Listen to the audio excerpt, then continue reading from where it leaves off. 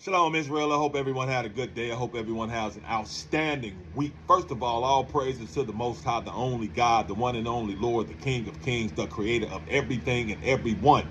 My God, my Lord, the Most High put it on my spirit tonight, even though I've, researched this a while ago, but he put it on my spirit hard tonight to talk about who is Immanuel. Who is Immanuel? They talk about this person in Isaiah 7:14. Who is Immanuel? We know what religious people like to say. We know who they try to tell you who Immanuel is. So let's go over who Immanuel really is. Isaiah 7:14. Therefore, the Lord himself shall give you a sign. Behold, a virgin shall conceive and bear a son, and shall call his name Immanuel. Butter and honey shall he eat, that he may know to refuse the evil and choose the good. For before the child shall know to refuse the evil and choose the good, the land that thou abhorrest shall be forsaken of both her kings. Now, back to Isaiah 7:14, it says, the Lord himself shall give you a sign. Who is the you that Isaiah is talking to? Who is the you that the Most High is using Isaiah to talk to? The you that Isaiah is talking to is King Ahaz, the king of Judah. That's who the you is. That's who Isaiah was talking to. We know Isaiah was talking to King Ahaz because in Isaiah 7:3, it says, Then said the Lord unto Isaiah, Go forth now to meet Ahaz, and say unto him, Take heed and be quiet, fear not, neither be faint-hearted, for the two tails of these smoking firebrands, for the fierce anger of Rezin with Syria and of the son of Remaliah. Because Syria, Ephraim, and the son of Remaliah have taken evil counsel against thee. The Most High was telling King Ahaz, don't worry about Syria and Ephraim, who was coming to war against King Ahaz, and Judah and Jerusalem. See, this was an interfamily fight. You know, Israel and Judah had broke up. The northern kingdom and the southern kingdom, Most High caused them to, he had broke the brotherhood between Israel and Judah, which still continues to this day. So back then they were fighting with one another. They were warring with one another. So the northern kingdom, Israel / Ephraim, had became confederate with Syria. And they wanted to go against King Ahaz and Judah, the land of Jerusalem. And Ahaz was worried. He was afraid. Because Israel was mighty. Especially Israel with Syria together. Both of them were mighty. So King Ahaz was a little worried. Because they wanted to come take King Ahaz, take Judah, conquer Judah, and set up their own king. Isaiah 7:5, it says, because Syria, Ephraim, and the son of Remaliah, which is King Pekah, the king of Israel, because King Pekah was the king of Israel, have taken evil counsel against thee. Against thee is the king Ahaz, king of Judah, saying, let us go up against Judah and vex it, and let us make a breach therein for us, and set a king in the midst of it, even the son of Tabal. So the king of Israel was confederate with the king of Syria. They wanted to attack their own brothers and sisters. This the king Pekah, the king of Israel, wanted to attack their own brothers and sisters. The king of Judah, King Ahaz, they were confederate with Syria because they wanted to attack Judah, and set their own king in Judah and get King Ahaz up out of there.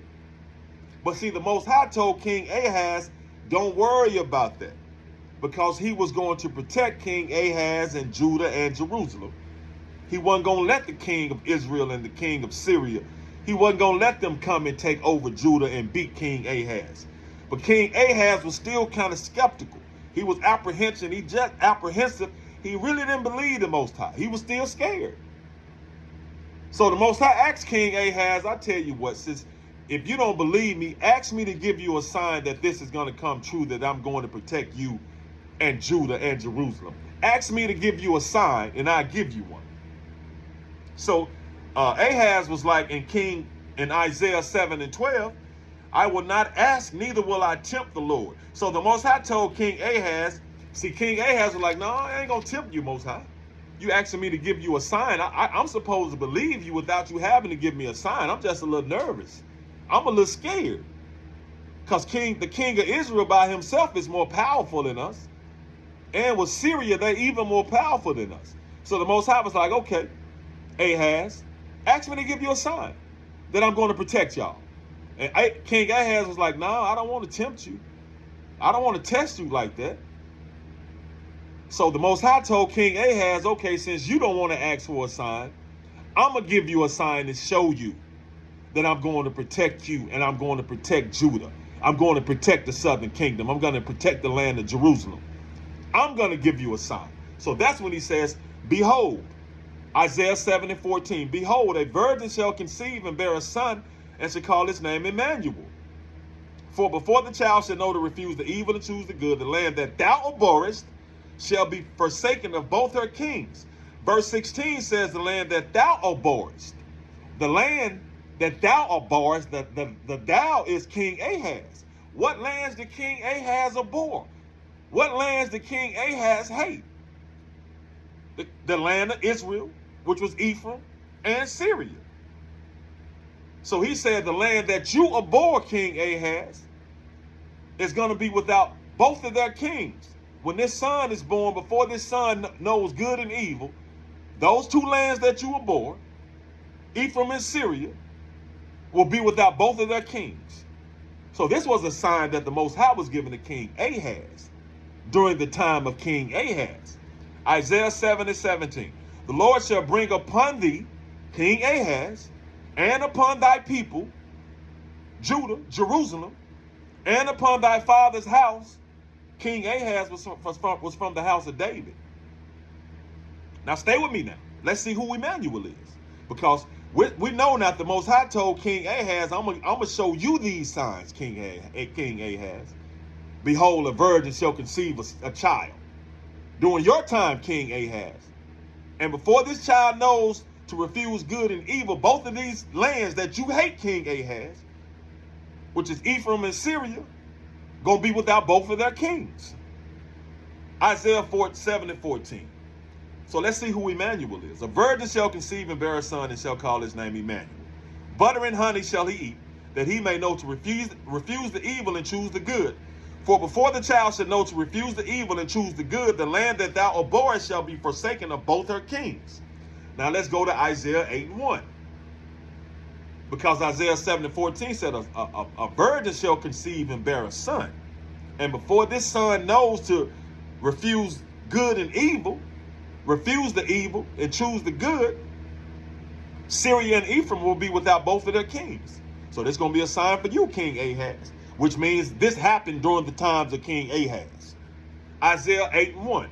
Moreover, the Lord said unto me, this is Isaiah talking now. The Most High said unto Isaiah, take thee a great roll and write in it with a man's pen concerning Mer Shalahashbaz.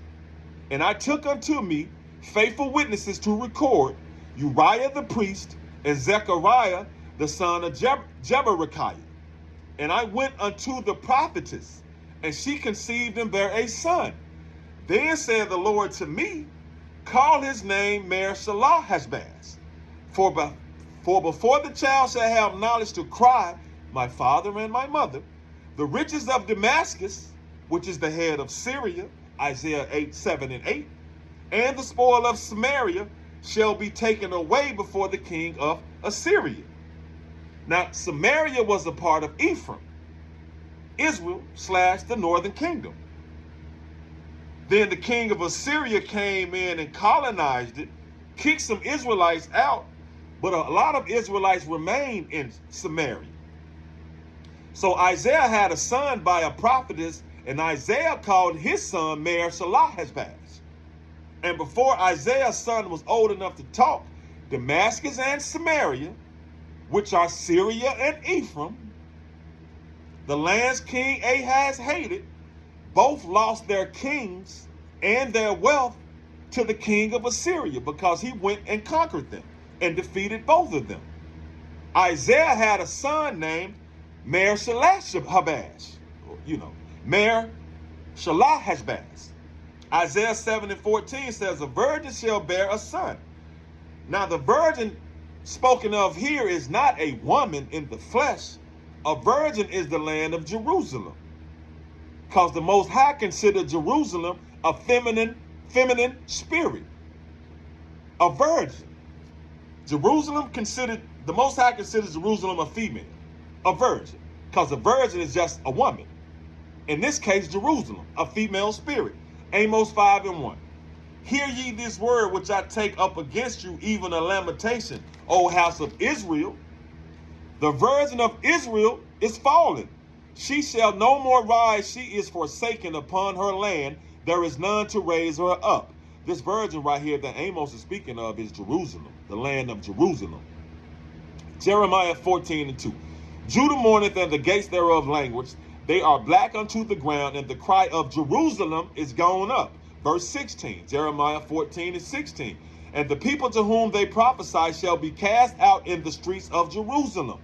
Verse 17, for the virgin daughter of my people, Jerusalem, is broken with a great breach, with a very grievous blow. Jeremiah 18:11. Now therefore go to speak to the men of Judah and to the inhabitants of Jerusalem. Jeremiah 18:13. The virgin of Israel hath done a horrible thing. The virgin is the land of Jerusalem. Jeremiah 31:4. Again, I will build thee, and thou shalt be built, O virgin of Israel. The virgin is Jerusalem. So Isaiah 7:14 says, the virgin shall bear a son. The land of Jerusalem shall have a son born, which is an Israelite.